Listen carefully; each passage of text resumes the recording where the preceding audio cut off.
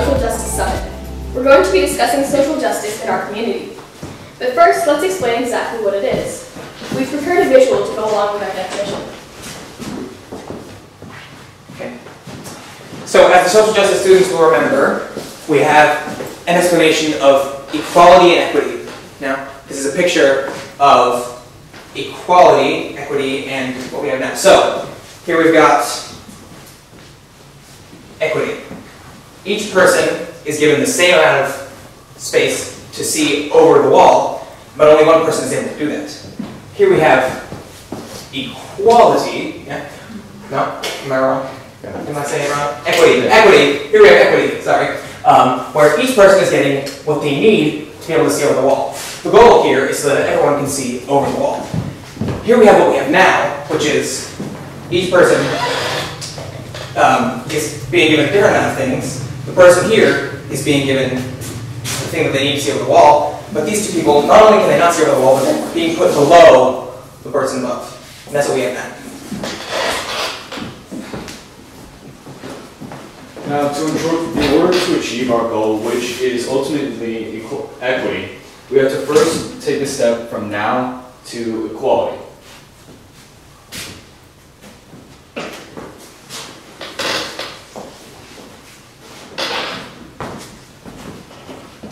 After everybody's given what they need on this level of equality, you have to head over to equity so that everybody's head gets above the fence.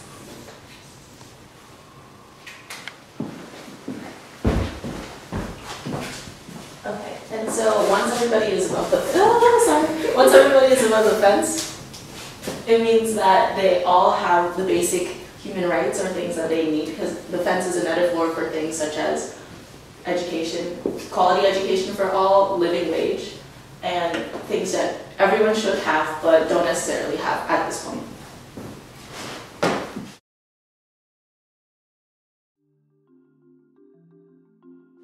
Our group decided to investigate the presence of social justice at Pali.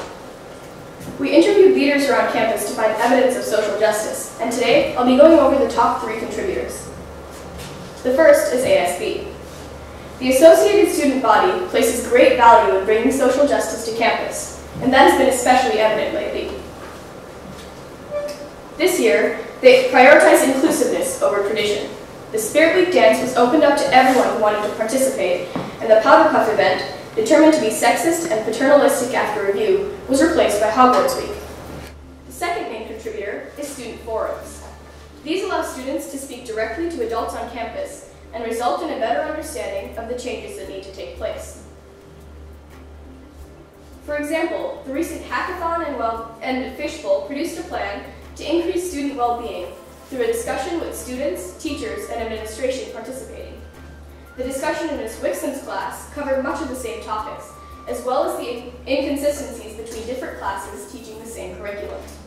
Events like these feature students voicing their opinions with administration weighing in, so they lead to solutions that can actually be put into place. The third main contributor is the efforts of the administrations and teachers. The best piece of evidence is the special education department.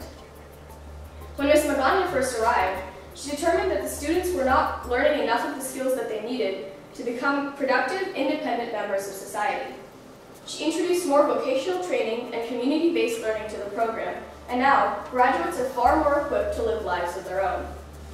Next year, 4 full-time mental health professionals will be hired for the department.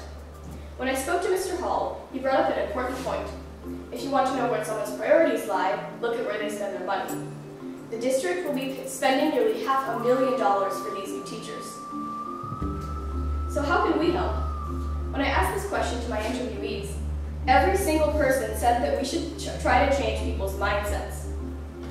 By collaborating with other social justice groups on campus, we can host more events to spread our message.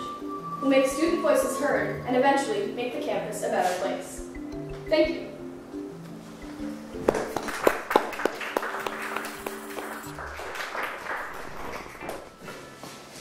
Hi, I'm Jason, and after Ahana's told you about the presence of social justice, I'm here to tell you about the absence of social justice. So my group focused on 6 main topics: gender, socioeconomic background, race, developmental differences, academic ability, and sexual orientation. Gender. first, I want to tell you about something called Football Buddies. This is a program where women are expected to serve men, and it happens not only on Pali campus, but all around the country. Basically, every home game, the Pali cheerleaders make cookies or some kind of baked good, and then they box the baked goods and bring them to the game, and then after the game, they run on the field and give them their assigned buddy. This is a quote from a Pali cheerleader. Not only are there precedents on campus like football buddies, but you need to look no further than classes, there we go, to see that there are problems on campus. In my personal experience, I've met many people who wouldn't take a class because of gender expectations. Additionally, Pali campus is not very good at protecting people whose genders is causing them some sort of harm. Lower publications report on date rape culture and catcalling. There's little being done to fix these issues. Socioeconomic background. Now, Palo Alto was known for its supposedly high test scores. However, the schools sweep under the rug that a majority of those scores are from students who have the wealth to pay for tutoring or have their parents at home to support them. This means that students whose parents make less or somehow sit in a lower class or whatever feel like they can't compare to the others in their classes. Additionally, parental pressure tends to be tougher when the family is more wealthy. My pit crew found that essentially a student's achievement in school is tied to their parents' income. Race. I want to share some statistics with you. The people who say that they're white who are in Palo Alto, 64%. This is based on current data. Now, the rough percentage of the senior deck occupied on average by white people, at least 75%. Given that Pali is more diverse than Palo Alto in general, this statistic alone shows that racism exists on Pali campus, and not just with students. According to Palo Alto Online, white and Asian students were more likely than students of color to feel that teachers sincerely care about the success of children of color. Not only do depressingly low percentages of people think that teachers care, but there's a huge gap between white students and Asian students and the actual students being talked about. Developmental differences. By developmental differences, I simply mean people born with different brain chemistry than other students. Though there are many kinds of students on campus, there is very little talk about their differences. The school's requirements for graduation are extremely rigid, with each case which can cause many problems for students with external circumstances. Academic ability. Tracking, though a hotly contested issue in Palo Alto Unified School District, is still very much an active part of campus life. Not only is it arbitrary, as Kathleen Lawrence said, it is strictly based on the teacher's judgment of the student, but it is a prime cause of justice not being served soon enough. Furthermore, students tend to base their self-worth on academic recognition. Pali does not take into account how much students are affected by who gets awards, who is recommended for which classes, and who the teacher likes the most. Sexual orientation. Members of Pali's QSA Club have found that there is a huge lack of justice in Pali's physical education department when it comes to sexual orientation. From GLSEN, the Gay, Lesbian, and Straight Education Network, here are some statistics. 52.8% of lesbian, gay, bisexual, transgender, or otherwise queer students report bullying based on their sexual orientation in gym classes. 79.4% of LGBTQ students said that they were uncomfortable talking to their coaches about their issues. This is a nationwide survey, and according to Pali's QSA Club, it's even more prevalent on Pali campus. Like one student said, even though it seemed like no one was putting any real effort into the situation to fix the problem, they were just trying to get it to go away. Because of athletics' presence on Pali campus, this is an issue that needs to be addressed now. Is there an absence of social justice at Pali? Could we do more? Yes. Thank you. Hello, I'm Nicole, and my group researched into the community of Palo Alto and the broader Silicon Valley. And Jason brought up a lot of issues at Pali, and I wish I worked more closely with him, because then I would have been able to look more in depth. But we have pinpointed two main issues at Pali, or two major issues at Pali, and we've found sources of causation or correlation from the community. Okay, So we found that the community's wealth and success can cause academic stress and competition. And we also found that the community's large-scale exclusion of minority students can cause emotional harm. The term minorities refers to primarily Blacks and Latinos, as well as Pacific Islanders and historically underrepresented groups. So let's first look at wealth and success. In Silicon Valley, there's this notion that in order to succeed, students have to take a lot of APs, get into a good college, and eventually own a $50 million company. This, coupled with the fact that Palo Alto and Silicon Valley is such a wealthy place, means that students and parents feel the need to compete more. So that leads to stress. Now let's look at large-scale exclusion. Silicon Valley has been called the white man's world because there aren't enough tech role models for women and underrepresented races. This is certainly true from this statistic taken in 2011. It's a little outdated. So on this chart, you can see that Hispanics and Blacks are underrepresented and Asians are overrepresented. Students who don't perceive that they can succeed in tech jobs will be unlikely to take tech classes, and this is something that could lead to the underrepresentation of minorities in high-level classes, as well as lead to other students making assumptions about the intelligence of said minority students. Now, the exclusion of minorities doesn't just exist in the workforce, it is also something that is physical and very close to us. So percentages of Latinos and whites in East Palo Alto compared to Palo Alto are flipped. We should be extending more contact between East Palo Alto and Palo Alto and holding combined community get-togethers or getting local business owners to set up shop in East Palo Alto. Anything to harbor more inclusiveness, because Ravenswood students who transfer to Pali, and all Ravenswood students really, are also Palo Alto Unified School District. And Pali students don't care enough about them because of this large-scale separation. Now, laning in Palo Alto Unified is a system that serves to aid struggling students and challenge excelling students, but it impacts minorities negatively. Laning starts from an early age, and the separation of high-lane classes and low-lane classes makes people think that high lanes, oh, equals smarter. Low lanes, what does that mean? We should try to revert back to the combined math classes like they did in elementary school before the high-lane classes got elevated. So these are the courses offered at Pali with no minorities, all Asian and all white. So this is an opportunity for other students to make assumptions about minorities and their level of intelligence, which is not okay. So exclusion leads to emotional harm. So what? Despite all of Silicon Valley's and Palo Alto's success and wealth, there is bias and there is ignorance. We need to make change and let students know that wealthy does not necessarily mean happiness. Higher lane students are not necessarily smarter, because this brings up the counter fact that lower lane might mean dumber. Most of these community factors can't be changed quickly or in ways conceivable to us now, but we have ways to start. Thank you.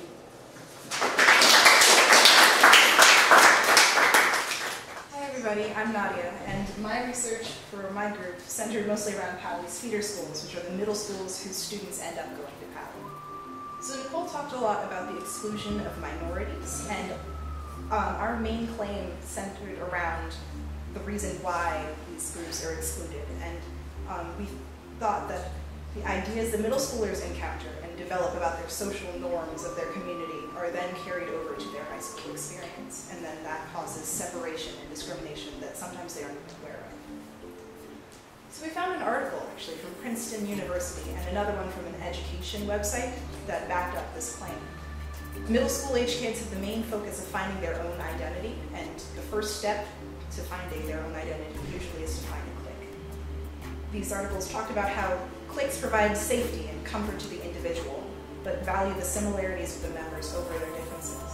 This creates boundaries between groups, and students feel they need to suppress some of their traits to have more room for their traits to be most important to the group. So we tested the article's ideas and to do this, we conducted our own survey with middle school students from Jordan Middle School and JLS, which are the two main feeder schools of Powell. We only got around 10 responses, so it ended up more like an interview, but we still got a lot of information, and that information lined up with our articles. All of the students that we interviewed were aware of the social divides in their school and some of them. Most of our responses had some mention of the separation in their school being defined by racial, gender-based, mental, or financial differences between groups. Students said that most of the people in their groups had the same racial background as them. Many had groups made up of all the same gender. Many students said that their group had people that came from the same financial backgrounds as them, and they didn't say very much about the mental cases of their friends. They said that mostly their friends liked the same things as them, and they practiced the same extracurriculars. And when we asked why they stayed with what was similar, they answered that they felt safe in groups that had similar ideas. We also asked the students to create what's called a circle of obligation. And to do this, we asked them to have 3 or 4 concentric circles, and in the middle of them place the name of the group that has the most influence and that the community cares about the most. And you can see some of the examples we got here. We kind of combined them, and we found a bunch of correlations in these responses. You can see here, right in the middle of this graph is the popular kids. And each of our students that we interviewed said something about 1 or 2 groups being set above the rest and labeled as popular. And as you go farther out, you see the hierarchy of students. Depends more on your popularity. Less popular students are farther out, and special education students don't even are there farthest off the graph. So, as you can see, your popularity in these situations depends. It shows how people treat you. So, how do these ideas of social standing take form in a high school environment? Well, the search for safety and value of similarity is still very, very real at Pally. We interviewed Superintendent McGee, and he thought so as well. His opinion matches that of the article and that of the results from the middle schoolers. He agreed that the people of the middle school and high school age in our community felt the strong need to belong somewhere. And in some cases, it's a good thing, but all of this need prevents diversity and thus social justice. When similarity is found, then difference is pushed away. People of the same race still interact, but what about other races? Why don't students with mental disabilities spend time with students who don't? The divide is made wider by the desire to belong, and that has to be changed. Thank you.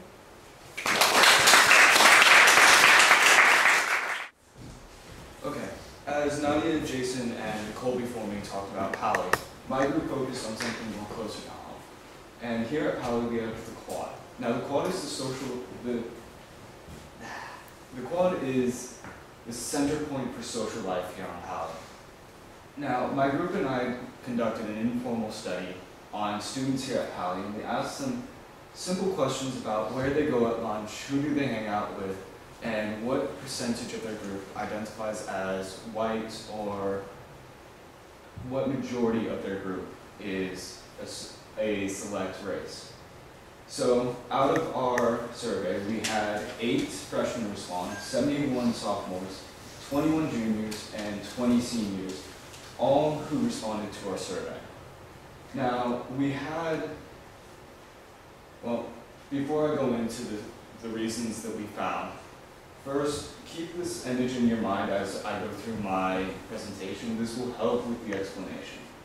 So, here we have an image of the quad. We have the student center, the portables, the library in the lower left, the theater, the senior deck, and the MAC. And these will all help with my explanation.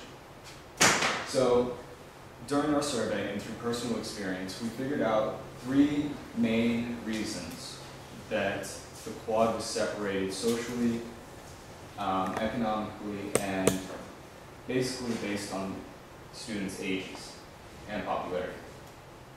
So the first reason is race. So on the quad, there are separate races that seem to sit in their designated area. On the SRC, which is the Student Resource Center, we have what is called the wall. And on the wall, it tends to be only Hispanic and African American students who sit there. On the deck, as my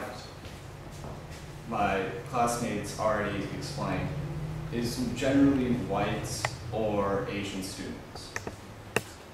So we asked students in the survey why it seems that they sit where they do sit. And the general response seemed to be because their friends sit there. And our next question was, why is it that your friends sit there? Trying to get in more depth about our answers.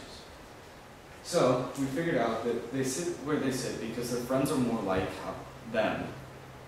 And because of that, their friends are more alike and more exclusive to people who are different from them. The next reason is age. So, on the quad, we have separate classes that sit in separate areas. The juniors next to the portables, the seniors on the senior deck. The sophomores tend to sit next to the library or the MAC. And the freshmen generally don't stay on the quad. So, because of that, there's not much of a mix on the quad. We're all separated by our age.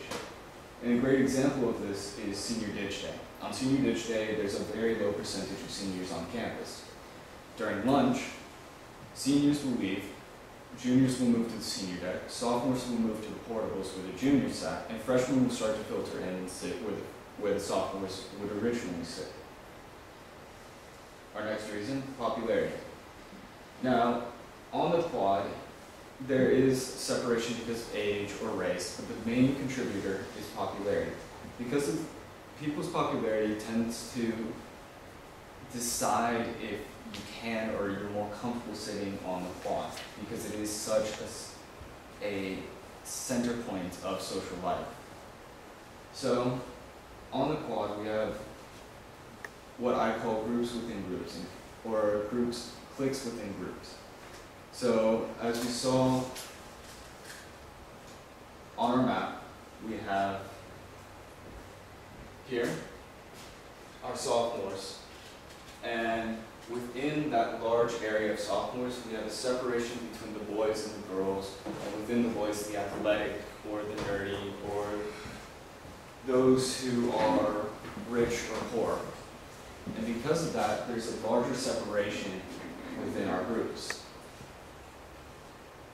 So, popularity determines who sits on the quad.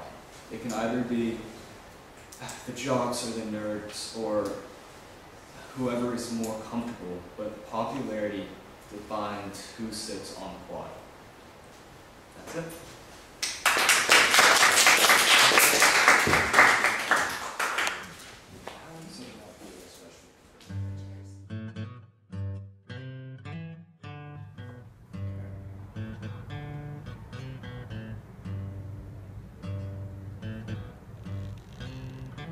I'm starting to see it in our ASB events.